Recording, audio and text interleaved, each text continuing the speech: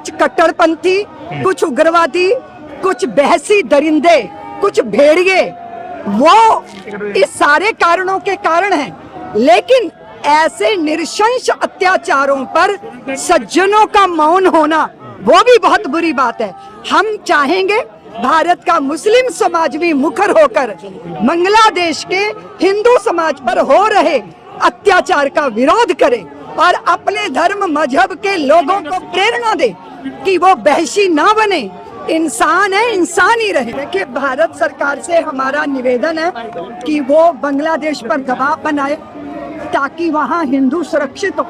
भारत सरकार ने ये कहा भी है कि अगर आप हमारे साथ सहधर्म चाहते हैं तो फिर आप अपनी सीमाओं का स्मरण रखो।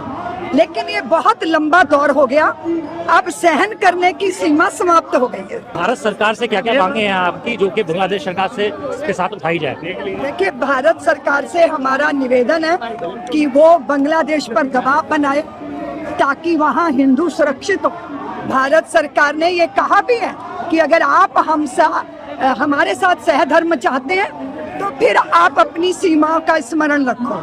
लेकिन ये बहुत लंबा दौर हो गया, अब सहन करने की सीमा समाप्त हो गई है। तो क्या करना चाहिए, अगला स्टेप क्या होना चाहिए? देखिए, वहाँ की सरकार पे दबाव बनाना चाहिए कि वो अंकुश करे, और अगर वो उग्रवादियों पर या कट्टरवादियों पर अंकुश नहीं लगा सकती तो वो फिर दूसरों को ये जिम्मेदारी सौंपे। इसी मंच पर जहाँ पर आप बोल रही थी, कई सारे स्पीकर्स आए, उनका कहना है कि अगर बांग्लादेश में हिंदुओं पर अत्याचार नहीं कम हुआ तो यहाँ मुसलमानों पे भी अत्याचार होगा। क्या इस बात से सहमत है आप? नहीं, क्योंकि यहाँ पर जितना भी हमारा समाज है वो सहधर्म निभा रहा है। पूरा समाज किसी बात के लिए जिम्मेदार नहीं होता। कुछ कट्टरपंथी, कुछ उग्रवादी, कुछ बहसी दरिंदे, कुछ भेड़िए, वो इस सारे कारणों के कारण हैं। लेकिन ऐसे नृशंस अत्याचारों पर सज्जनों का मौन होना वो भी बहुत बुरी बात है। हम चाहेंगे भारत का मुस्लिम समाज भी मुखर होकर बांग्लादेश के हिंदू समाज पर हो रहे अत्याचार का विरोध करे और अपने धर्म मजहब के लोगों को प्रेरणा दे कि वो बहशी ना बने, इंसान है, इंसान ही रहे। बांग्लादेश में होने वाली हरकतों के लिए हिंदुस्तान के मुसलमान कैसे रिस्पॉन्सिबल हैं? बांग्लादेश में होने वाली हरकतों के लिए जो माइनॉरिटीज के साथ वहाँ हो रहा है, उसके लिए हिंदुस्तान के मुसलमान कैसे रिस्पॉन्सिबल है? कोई नहीं रिस्पॉन्सिबल, लेकिन अगर सम्मिलित स्वर से विरोध करेंगे तो उसका प्रभाव पड़ता है। अगर हम मुसलमानों को दे सकते हैं। पूरे भारत ही नहीं, अभी तो विश्व की जो सज्जन शक्तियां हैं उन सबकी पीड़ा को अभिव्यक्त करने के लिए आप यहाँ इकट्ठे हुए हैं। हम सब जानते हैं कि जब भी कभी अत्याचार अपनी सीमा लांघता है, पापों का घड़ा भरता है, फिर वो फूटता भी है और उसका भारी दुष्परिणाम पापियों को झेलना पड़ता है। आप सब ये भी जानते हैं कि जब जब कभी युद्धों की कहानियां लिखी गई, जब जब कभी गृह युद्ध हुए, तो सबसे ज्यादा अगर पीड़ा भोगी तो वो स्त्री ने भोगी या संतों ने भोगी। यह दृश्य बांग्लादेश में है।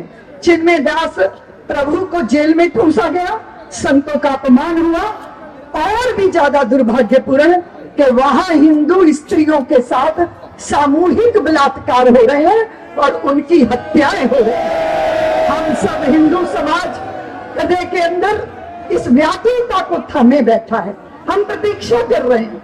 अभी जैसे हमारे बंधु ने कहा कि सोया शेर जगाओ मत, हमारी करुणा को हमारी कायरता मत समझो, क्योंकि हमारे यहाँ स्त्री भोग्या नहीं है, पांव की जूती नहीं है, वो हमारे ग्रह की लक्ष्मी है। और हमारे ग्रह की लक्ष्मी के साथ अगर यह अत्याचार होगा तो सारी हिंदू सज्जन शक्ति इसको बर्दाश्त नहीं करेगी। हम यहाँ बताना चाहते हैं, ये यूएनए हो या संसार की कोई भी वो संस्थाएं जो छोटी छोटी बात पर मुखर हो जाती हैं, वो चुप क्यों है?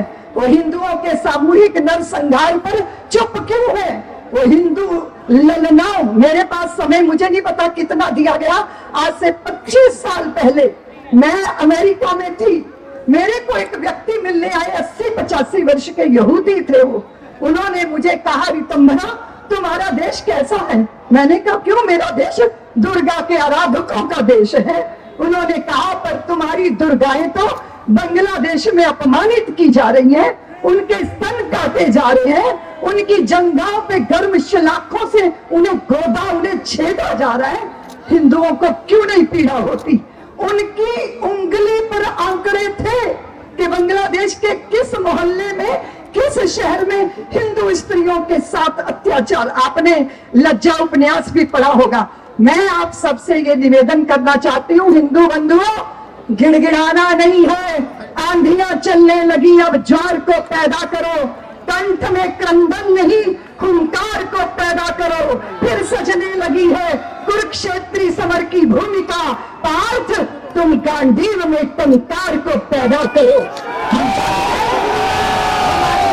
सज्जनता को, सहजता को, हमारी करुणा को, हमारे सौमनस्य भाव को गलत समझा जा रहा है। हमारी करुणा को कायरता मत समझिए। मैं आप सबसे निवेदन करती हूँ, सरकारों से भी निवेदन करती हूँ कि पूरे देश के अंदर एक ऐसा वातावरण बनना चाहिए, और वो बन रहा है। मैं दूसरी बात से भी आपको अवगत करना चाहती हूँ, अवगत करवाना चाहती हूँ। आप अवगत होंगे कि इस देश की बढ़ती हुई तरक्की को संसार नहीं देखना चाहता। वो हमारे देश को उस दिशा में ले जाना चाहते हैं कि जगह जगह जगह जगह भारत के अंदर पॉकेट पॉकेट बांग्लादेश, जहां हिंदुओं को डराने की, धमकाने की ये साजिशें रची जा रही हैं। मैं आप सबसे निवेदन करती हूँ, संयम में रहते हुए अपने, जैसे हमारे देश की सरकार ने बांग्लादेश को ये कहा कि हम पड़ोसी हैं, हम साथ में हैं, हम साथ रहना चाहते हैं, पर साथ रहने के लिए आप अपने स्वभाव, आचरण, व्यवहार का परिचय दीजिए। क्योंकि हम हमारी संतानों और हमारी पुत्रियों को, हमारी महिलाओं को भेड़ियों के हवाले करके चुप और शांत नहीं बैठ सकते।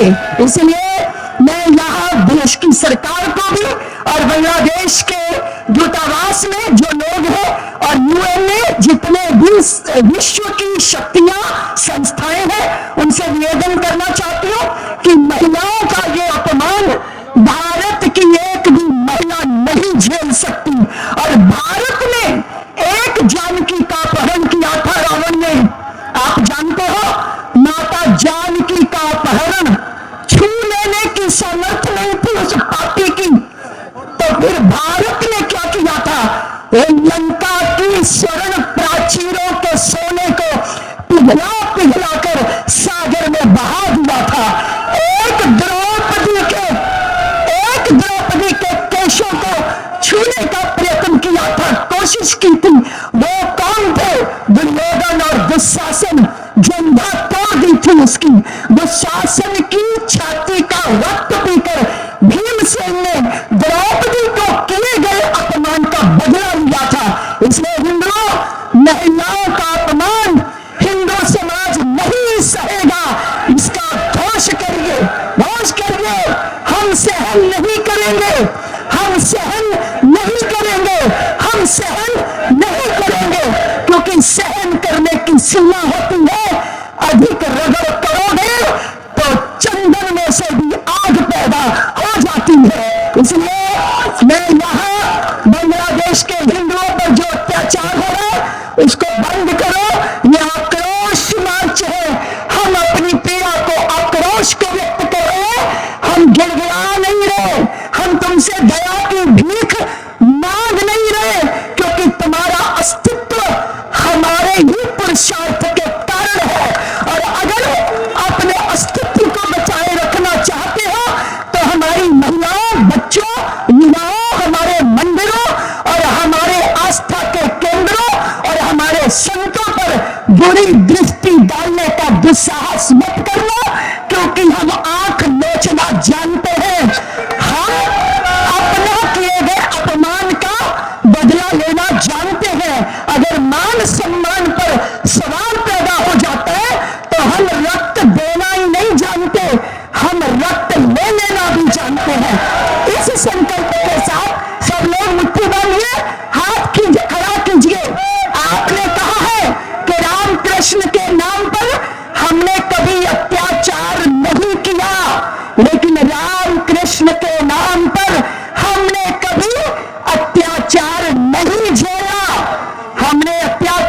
नहीं किया हमने अत्याचार, भय काहू को देत नहीं भय मानत आन, कहना मत सुन रे मना, ज्ञानी ताहि बखान। हम ना भयभीत करते हैं और ना हम भयभीत होना जानते हैं। इसलिए मैं आप सब हिंदू समाज जो यहाँ आया है, मुझे बहुत प्रसन्नता है। यहाँ जैन समाज, सिख समाज, आर्य समाज, यहाँ सनातन जगत के महापुरुष बैठे हैं, बौद्ध समाज के संत यहाँ हुंकार भर रहे हैं। हम सर्व समाज मिलकर यहाँ व्यक्त करना चाहते हैं अपनी पीड़ा को। नहीं सहेंगे और अत्याचार बांग्लादेश करने विचार नहीं सहेंगे, नहीं सहेंगे, नहीं सहेंगे, नहीं सहेंगे। जय भारत, जय श्री राम।